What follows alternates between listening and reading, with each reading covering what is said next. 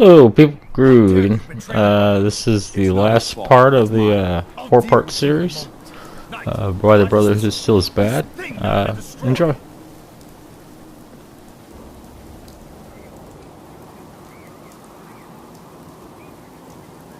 How did you find us? When I sent you to execute this machine, I suspected you'd have difficulty following my orders. Now that I've arrived, it appears that my instincts were correct. What did it say to you that made you betray the Brotherhood? Why is it still alive? I refuse because your orders are ridiculous. How dare you? He's one of your best men. Have you taken leave of your senses? Dance isn't a man. It's a machine. An automaton created by the Institute. It wasn't born from the womb of a loving mother. It was grown within the cold confines of a laboratory. Flesh is flesh. Machine is machine. The two were never meant to intertwine. By attempting to play God, the Institute has taken the sanctity of human life and corrupted it beyond measure. After all I've done for the Brotherhood, all the blood I've spilled in our name, how can you say that about me? You're the physical embodiment of what we hate most. Technology that's gone too far. Look around you, Dance. Look at the scorched earth and the bones that litter the wasteland. Millions, perhaps even billions, died because science outpaced man's restraint. They called it a new frontier and pushing the envelope, completely disregarding the repercussions.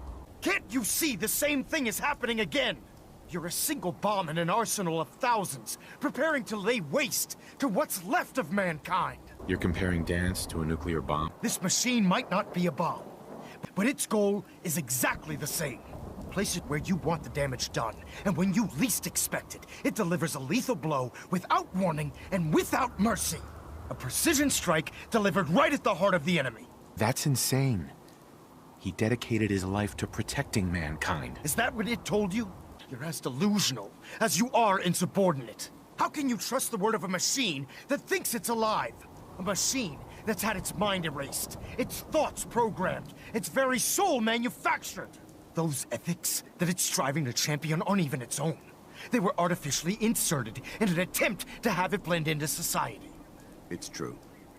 I was built within the confines of a laboratory, and some of my memories aren't my own. But when I saw my brothers dying at my feet, I felt sorrow.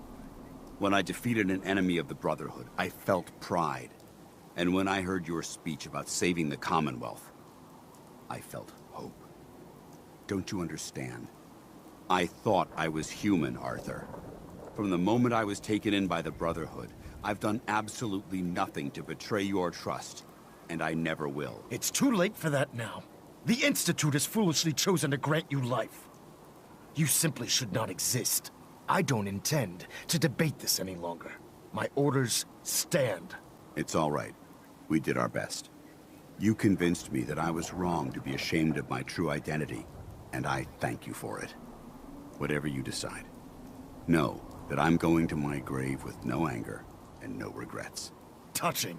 Either you execute Dance, or I will, Knight. The choice is yours. After all the sacrifices I've made, and all the battles I've fought for the Brotherhood, you need to listen to me. You owe me that much. Very well. I'm listening. If Dance dies, then you lose me as well. I can't stay in good conscience if his life means that little to you. If I've earned any of your trust or respect while I've served with the Brotherhood, then I'd gladly trade it to keep Dance alive, whether he's human or not. Dance saved the lives of countless Brotherhood soldiers. Now it's time you saved his. You're a stubborn man. You value this machine's life that much. You'd be willing to sacrifice your career for the sake of a machine? So, it appears we've arrived at an impasse. Allowing Dance to live undermines everything the Brotherhood stands for. Yet you insist that he remains alive, which leaves me with only a single alternative. Dance, as far as I'm concerned, you're dead. You were pursued and slain by this Brotherhood Knight, and your remains were incinerated. From this day forward, you are forbidden to set foot on the Pridwin, or speak to anyone from the Brotherhood of Steel. Should you choose to ignore me, know you'll be fired upon immediately. Do we understand each other? I do. Thank you for believing in me, Arthur. Don't mistake my mercy for acceptance.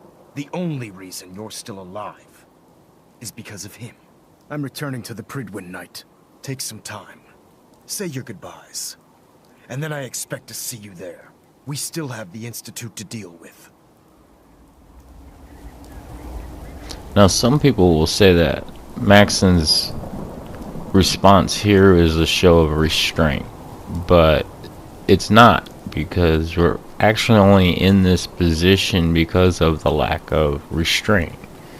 I mean, the smartest thing would have been to secure Dance somewhere. But oh, this place is perfect. He's away from the rest of the Brotherhood of Steel, but still have contact with him, question him, you know, do some research. And I mean, why just kill him and just leave his body laying here to be fed upon by the freaking creatures of the wasteland? If he dies, what happens to me? Given the circumstances, I'd be willing to overlook this lapse in judgment.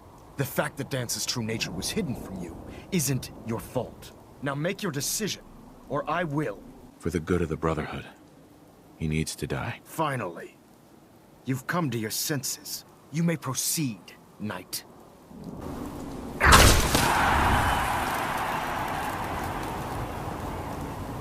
You've done the right thing, Knight. I followed your orders, but I still think it was wrong. Then consider this a lesson to reflect upon as your service to the Brotherhood continues. It's done. Let's move on now. Agreed. I'm returning to the Pridwin Night. No, you're not.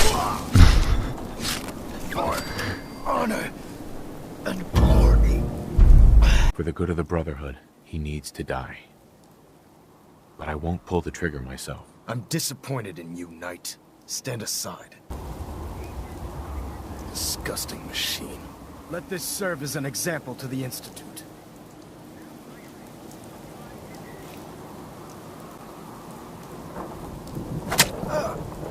Ad Victorium, brother. I'm disappointed you weren't able to carry out Dance's execution on your own, Knight. He was my friend. Which is the only reason I'm willing to overlook your lapse in judgment. I'm sorry. Don't apologize for your misgivings.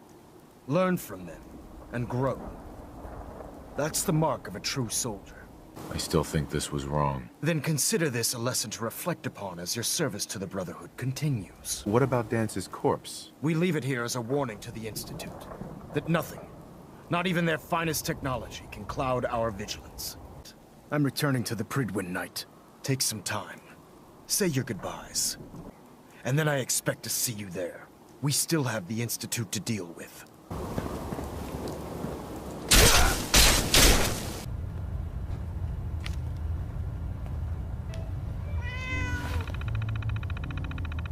Here at Quinlan's terminal, this is where you can find a lot of the background for how Maxon got where he is, which is highly slanted towards the outcast point of view. I mean, this is a Quinlan talking about wanting to write a book about Maxon. I think Quinlan's a member of the Church of Maxon.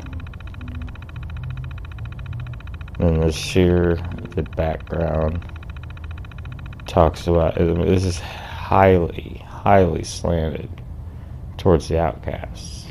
I mean, the Brotherhood was still an organization divided. I mean, the people in the Brotherhood didn't think so. They got rid of the outcasts. And I mean, it talks about how the outcasts still are struggling to survive in the capital wasteland. And it goes on and it uses the word disgraced brothers, but the word disgraced is in quotes. This is written by somebody who Quinlan was probably outcast before. They surely could work out any, etc., philosophical issues.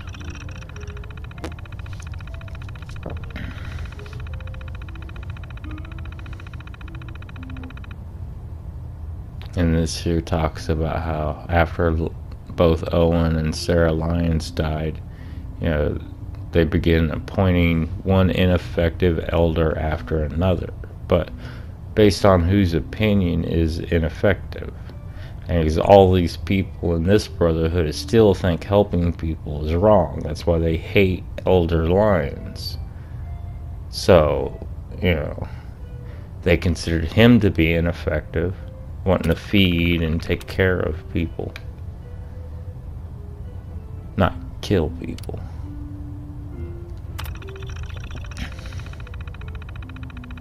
Then this here goes on to the lie about him taking down a death claw single-handed when he was 13. I mean, was Mama Murphy there helping him with her one-shot kill? I mean, and he gets that little scar over his left eye. Because it's not the scar on his right cheek. Because when you make your character, you can put that mark on your face. And it's called a stitched wound.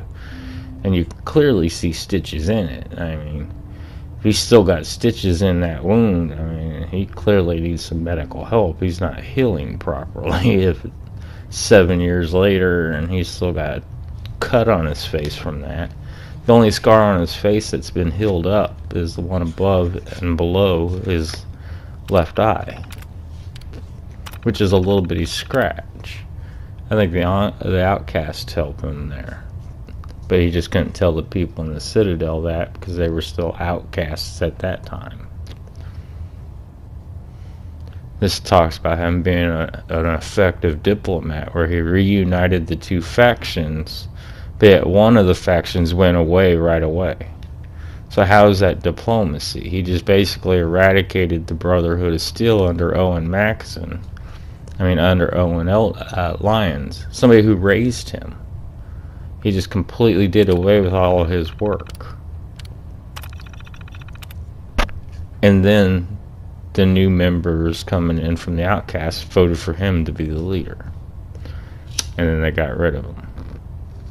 This talks about his cybernetic enhancements here. And where did he get cybernetic enhancement? That's not Brotherhood of Steel tech. That's not Outcast tech. The only place you have required stuff like that in DC Wasteland would have been from the Enclave. They would have had that. They were the most advanced people in there. I think going through that bunker, they found that stuff, which was used for the soldiers. But, you know, being the Brotherhood still don't know what they're doing, and they have no restraint with their usage of technology. You know, just like, oh, let's just slap this shit in me and see what it does. And now he's got something in him that creates a huge surge of adrenaline in his system. That's why he's so aggressive throughout this whole story. And it's just, at no point does he, like, actually have, like, a calm moment. It's just, you know, he's probably like, I gotta go take a shit! All angry about every fucking thing. I mean, he's clearly got Enclave tech in him, which is what screws him up. And then being worshipped by outcast members like he is. You know, it's pretty bad for his psychology as well. Oh, that's the end of the video. Hope you guys enjoyed it. Thanks for watching, and have a good day. Bye. This is titled, How's My Ass Taste, Maxon?